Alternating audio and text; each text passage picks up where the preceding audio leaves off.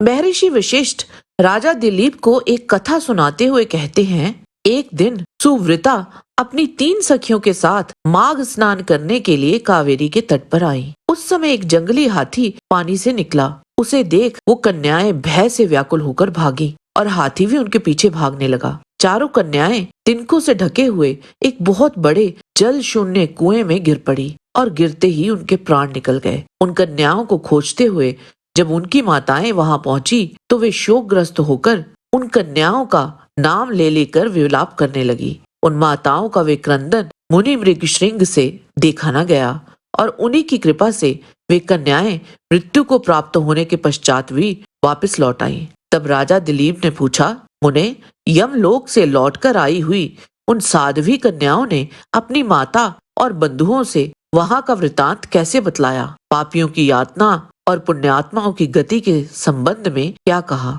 मैं पुण्य और पाप के शुभ और अशुभ फलों को विस्तार के साथ सुनना चाहता हूँ। वशिष्ठ जी बोले, राजन, कन्याओं ने कहा, माताओं, यमलोक बड़ा ही घोर और भय उत्पन्न करने वाला है। वहाँ सर्वदा चारों प्रकार के जीवों को विवश होकर जाना पड़ता है। गर्भ में रहने वाले अथवा जन्म लेने वाले शिशु, बालक, तरुण, अधेड़, बूढ़े, स्त्री, पुरुष और नपुंसक सभी तरह के जीवों को वहाँ जाना होता है। वहाँ चित्रगुप्त आदि समदर्शी एवं मध्यस्थ सत्य पुरुष मिलकर देहधारियों को शुभ और अशुभ फल का विचार करते हैं। इस लोक में जो शुभ कर्म करने वाले कोमल हृदय तथा दयालु पुरुष हैं, वे सौम्य मार्ग से यमलोक जाते हैं। नाना प्रकार के दान और व्रतों में संलग्न रहने वाले स्त्री पुरुषों से सूर्य नंदन यम की नगरी भरी पड़ी है। हजारों विचित्र विचित्र विमान वहाँ शोभा पाते हैं। इन पुण्यात्मा जीवों को विमान पर बैठकर आते देख सूर्य नंदन यम अपने आसन से उठकर खड़े हो जाते हैं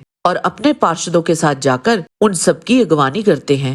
फिर स्वागत पूर्वक आसन दे उनसे कहते हैं, आप लोग अपने आत्मा का कल्याण करने वाले महात्मा हैं, अतः आप इस विमान पर बैठकर स्वर्ग को जाइए। इस प्रकार उनकी अनुमति से पुण्यात्मा पुरुष स्वर्ग लोक में जाते हैं। आगे वो कन्याएं वहाँ के पापी जीवों के कष्ट का वर्णन करती हैं। जो क्रूरतापूर्ण कर्म करने वाले और दान ना देने वाले पापी जीव हैं, वे वहाँ यमराज के घर में अत्यंत भयंकर दक्षिण मार्ग से जाते हैं। यमराज का नगर अनेक रूपों में स्थित है। उसका विस्तार चारों ओर से 86,000 योजन समझना चाहिए। पुण्य कर्म करने वाले पुरुषों को वह बहुत निकट सा जान पड़ता है, किंतु भयंकर मार्ग से जाने वाले पापी जीवों के लिए वे अत्यंत दूर है। वह मार्ग कहीं तो तीखे कांटों से भरा होता है और कहीं रेत एवं कंकड़ों से, कहीं रास्ते पर दहकते हुए अंगारे गिरे रहते हैं। ऐसे मार्ग से पापी जीव को दुखित होकर जाना पड़ता है। कहीं गर्म जल और कहीं कंडों की आग से यमलोक का मार्ग व्याप्त रहता है। उन सब की पीड़ा सहते हुए पापी जीव यमलोक में जाते हैं। कहीं तीखे अस्त्र शस्त्रों की वर्षा होती है, जिससे उनके सारे शरीर में घाव हो जाते हैं। तत्पश्चात उनके ऊपर नमक मिले पानी की मोटी धारा बरसाई जाती है। वहाँ कोई सहारा देने वाला नहीं रहता और उन कठोर आघातों को सहते हुए पापी जीव रोते हैं। ऐसे ही मार्ग से यम की आज्ञा का पालन करने वाले अत्यंत भयंकर यमदूतों द्वारा समस्त पाप परायण मूढ़ जीव बल पूर्वक लाए जाते हैं। अपने कर्मों के लिए बारंबार शोक करते और रोते हैं। उनका आकार प्रेत जैसा होता है। उनके शरीर पर वस्त्र नहीं रहता। बलोन्मत्त यमदूत किन्हीं किन्हीं पापी मनुष्यों को चित सुलाकर उनके पैरों में सांकल बांध देते हैं और उन्हें घसीटते हुए खींचते हैं। कितनों की बाहें पीठ की ओर घुमाकर बांध दी जाती हैं और उनके हाथों में कील ठोक दी जाती है। साथ ही पैरों में भी बेड़ी पड़ी होती है। कितने ही दुष्ट मनुष्यों के गले में और कितनों की जीवा में रस्सी बांधकर उन्हें खींचा जाता है। किन्हीं के पैरों और हाथों के अग्रभाग काट दिए जाते हैं। उनको वहां लोहे के डंडों से बारंबार पीटा जाता है और वे निराश्रय होकर चीखते चिल्लाते हुए इधर उधर भागा करते हैं। इस प्रकार अत्यंत दुखमय मार्ग से चलकर जब वे प्रेत लोक में पहुंचते हैं, तब दूत उन्हें यमराज के आगे उपस्थित करते हैं। उस समय वे पापी जीव यमराज को भयानक रूप में देखते हैं। वहां असंख्यों भयानक यमदूत जो काजल के समान काले महान वीर और अत्यंत क्रूर होते हैं। हाथों में सब प्रकार के अस्त्र शस्त्र लिए मौजूद रहते हैं। ऐसे ही परिवार के साथ बैठे हुए यमराज तथा चित्रगुप्त को पापी जीव अत्यंत भयंकर रूप में देखते हैं। उस समय भगवान यमराज और चित्रगुप्त उन पापियों को धर्म युक्त वाक्यों से समझाते हुए बड़े जोर जोर से फटकारते हैं कि मनुष्य अपने आप जो कुछ कर्म करता है उसे स्वयं ही भोगता है। फिर तुमने अपने ही भोगने के लिए पाप कर्म क्यों किया, और अब अपने कर्मों की आग में जलकर इस समय तुम लोग संतप्त क्यों हो रहे हो?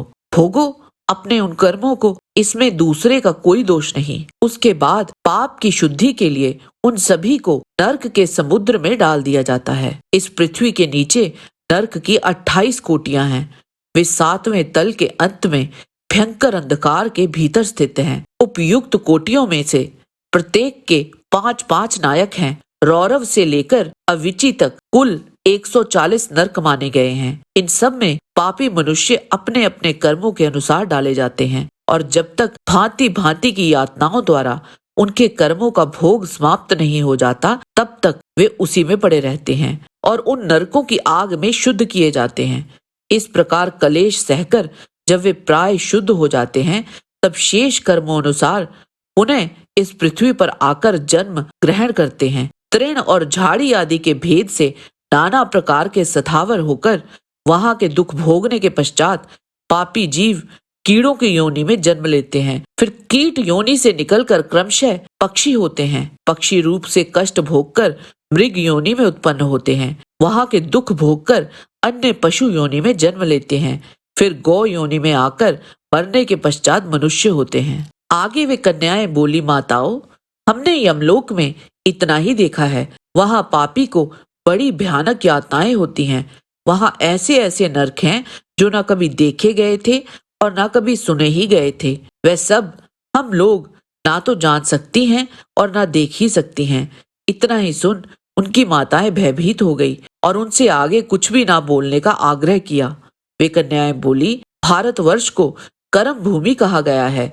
अन्य जितनी भूमियां हैं वे भोग भूमि मानी जाती हैं। यहाँ यति तपस्या और याजक यज्ञ करते हैं तथा यहीं पारलौकिक सुख के किए श्रद्धा पूर्वक दान दिए जाते हैं। यह भारतवर्ष सभी देशों से श्रेष्ठ माना गया है क्योंकि यही मनुष्य धर्म तथा स्वर्ग और मोक्ष की सिद्धि कर सकते हैं। अतः माताओं, तुम भय न करो, आदर पूर्वक धर्म का अनुष्ठान करो। मनुष्य पुण्य करे और पाप छोड़ दे। पुण्य से देवता की प्राप्ति होती है और अधर्म से नरक में गिरना पड़ता है। जो किंचित भी देवेश्वर भगवान श्री हरि की शरण में गए वे भयंकर यमलोक का दर्शन नहीं करते। जय श्री हरि। आज के वीडियो में बस इतना ही। आशा करते हैं कि आपको हमारा ये वीडियो पसंद आया होगा। कृपया इसे लाइक और शेयर अवश्य करें। किसी भी प्रकार की त्रुटि के लिए आप सबसे क्षमा याचना करते हुए आपसे निवेदन है कि प्रेम पूर्वक परम पिता परमात्मा को मन में धारण करें और बोलें, वैदिक सनातन धर्म की सदा ही जय।